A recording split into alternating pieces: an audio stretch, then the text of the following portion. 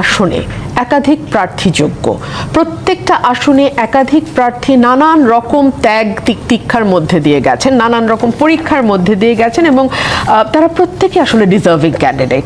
So candidate চুজিংটা ছিল আমি বলবো বিএনপির জন্য ভীষণ বড় একটা কঠিন পরীক্ষা। এবং আমরা যতদূর দেখেছি 237টা আসনে এখন পর্যন্ত যাদের নাম ডিক্লেয়ার্ড হয়েছে তারা প্রত্যেকেই ডিজার্ভিং ক্যান্ডিডেট। সো আমি মনে করি যে এই ডিজার্ভিং ক্যান্ডিডেটদের নমিনেশন দেওয়ার মধ্যে দিয়ে যে যাত্রাটা শুরু হলো, that's a very good start. দেখা যাক ইনশাল্লাহ সামনে কি আছে। আর যেই 83 জন একদম ফ্রেশ নতুন মুখ আমরা পাচ্ছি, আশা করছি এই 83 জন সংসদে তাদের অনবদ্য ভূমিকা রাখবেন এবং একটা প্রাণবন্ত সংসদ আমরা পেতে যাব। আমরা যেরকম সংসদটা আসলে সবসময় চেয়েছি, আমরা তো গত 15 বছরে কি দেখেছি, একটা দল পুরো সংসদটা রান করছে।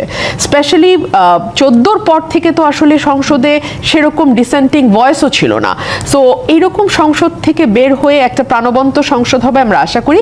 70 অনুচ্ছেদের কোনো বাধা নাই, যদিও দলের বিপক্ষে ঠিক নয়, মানুষের পক্ষে দেশের পক্ষে কথা বলার কোনো বাধা কিন্তু 70 অনুচ্ছেদ নয়। এখনো যে এক্সিস্টিং 70 অনুচ্ছেদ সেখানেও কিন্তু আপনি আপনার দলের বিপক্ষে যায় কিন্তু দেশের পক্ষে মানুষের পক্ষে সত্য উচ্চারণ করতে সংসদে কিন্তু কোনো বাধা নাই। বাট তারপরও আমাদের পলিটিক্যাল কালচারটা এরকম যে আমরা সাধারণত কেউই আসলে দলের বিরুদ্ধে কোনো কথা সংসদে বলি না।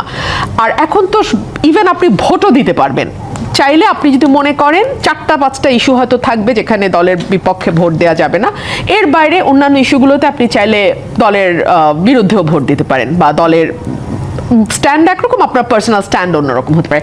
সো আমি এক্সপেক্ট করছি আগামী পার্লামেন্টটা অনেক বেশি ভাইব্রেন্ট হবে, অনেক বেশি মানে ঝলমল একটা সংসদ হবে।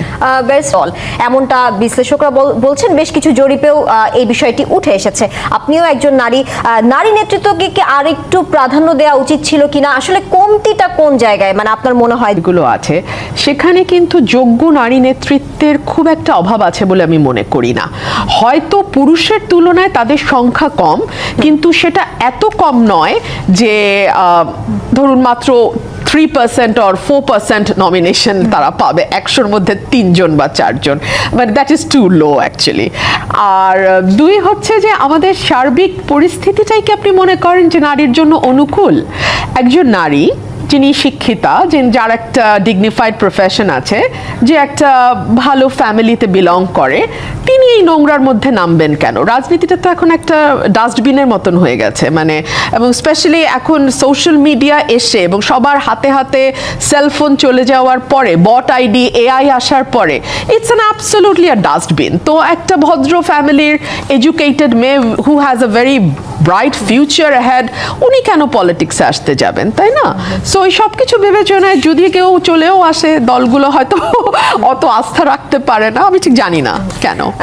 বড় দলগুলো ছোট দলগুলোকে একীভূত করে রাজতন্ত্র কায়েম করতে চায় এবং এই জন্যই জোটের যে বিরোধিতা, আরপিও সংশোধনের যে বিরোধিতা, সেই বিষয়টি উঠে আসছে, এমনটা তার মন্তব্য। আসলে তাহলে কি এই রাজতন্ত্র কায়েমের জন্য আরপিও সংশোধনের যে বিরোধিতা সেটা আপনারা করেছেন কিনা, এটা রাখতে চাই। আবার তিনি বলেছেন বিএনপির প্রার্থী তালিকায় তরুণ যে নেতৃত্ব সেটাকে বাদ দিয়ে গডফাদারদের প্রার্থী হবেন এবার যারা, তাদের যদি দলের নিবন্ধন থাকে তাদেরকে নিজের দলের মার্কায় নির্বাচন করতে হবে। সো এই বিষয়টির পক্ষে বিপক্ষে দুরকমই যুক্তি আছে। নির্বাচন কমিশন থেকে যে কথা বলা হয়েছে বা সরকারের তরফে, নির্বাচন কমিশন তো না, সরকারের তরফে যেটা বলা হয়েছে সেটা হচ্ছে যে ছোট দলগুলো তো কখনো বিকশিত হতে পারে না। তারা সবসময় দেখা যায় হয় নৌকার সমর্থন নিয়ে পার্লামেন্টে যাচ্ছে, কখনো ধানের শীষের সমর্থন নিয়ে পার্লামেন্টে যাচ্ছে। এতে হয় কি, বাংলাদেশে এই যে দ্বিদলীয় ব্যবস্থা, এটা 50 বছর ধরে আরো স্ট্রং হতে থাকে। ছোট ছোট দল অনেকগুলো আছে, বাট তারা সেভাবে ইন্ডিপেন্ডেন্টলি ফ্লারিশ করতে পারে না। সো যাতে দলগুলো ফ্লারিশ করতে পারে সে কারণেই বলা হয়েছে যে এবার যার মার্কা তার সেই মার্কাতেই নির্বাচন করতে হবে। 1, 2 হলো যে আপনি যদি দলের নিবন্ধন নেন এবং একটি মার্কাও নির্বাচন কমিশন থেকে নেন, তাহলে প্রশ্ন হচ্ছে আপনি আপনার রাজনীতি কেন করছেন না? মানে আপনি তো একটা দলের মার্কা নিয়েছেন এবং সেই দলের রাজনীতি আপনি ধারণ করেন, না হলে তো আপনি আসলে ধানের শীষ বা নৌকাই আপনি মূল দলই করতে পারেন, তাহলে একটা ছোট দল রাখবার প্রয়োজনটা কি? এই কথাগুলো সরকারের তরফ থেকে এসছে। অন দি আদার হ্যান্ড বিএনপির তরফ থেকে খুব ক্লিয়ারলি বলা হয়েছে যে লাস্ট মোমেন্টে এসে যে আরপিওটা সংশোধন হলো, দীর্ঘদিন যারা এই বড় দলের সঙ্গে থেকে রাজনীতি করেছে তাদের তো একটা এক্সপেকটেশন আছে যে আমরা পার্লামেন্টে যেতে চাই, আমরা সংসদ সদস্য নির্বাচিত হতে চাই। সো সেই এক্সপেকটেশন থেকে হয়তো তারা বড় দলগুলোর সঙ্গে জোট করেছে, এবং বড় দলগুলো একসময় দেখিয়েছে যে আমার সাথে এতগুলো রাজনৈতিক দল আছে, এতগুলো দল মিলে একটা জোট তৈরি হয়েছে। সো এটার বোথ ওয়েতেই এটার আর্গুমেন্ট আছে। আর গডফাদারের ব্যাপারে উনি যদি স্পষ্ট করতেন যে আমি মানে 237 জনের মধ্যে কাকে উনি গডফাদার বলছেন, আমি তো কোনো গডফাদার দেখছি না। যেই তালিকাটা আমাদের প্রকাশিত হয়েছে সেখানে আমার জানা মতে তো আমি কোনো গডফাদার দেখিনি। ব্যারিস্টার উমির ফারহানা, আরেকটি বিষয়ে জানতে চাই, এই যে এনসিপির থেকে বলা হয়েছে যারা মনোনয়ন বঞ্চিত হয়েছেন তাদেরকে তারা স্বাগত জানাচ্ছেন, ছাত্রদল, যুবদল, তাদেরকে এই তো তরুণ যার নেতৃত্বকে বাদ দেওয়া হয়েছে তাদেরকে এনসিপির পক্ষ থেকে স্বাগত জানানো হয়েছে। তাহলে এটার মানে কি এটা দ্বারা এনসিপি এখন বিএনপির ছাঁটাই ক্যাম্প হিসেবে গণ্য করা হবে, নাকি এটা তাদের আসলে নতুন রাজনৈতিক কোনো কৌশল আপনি দেখতে পাচ্ছেন? কি বলবেন? আমি এটাকে কৌশল হিসেবেই দেখি, এবং আমরা তো প্রতিদিনই দেখি যে এক দল থেকে লোক আরেক দলে জয়েন করছে। আমরা দেখি যে বেশ ফুল টুল দিয়ে নতুন দলেও বরণ করেও নেওয়া হচ্ছে।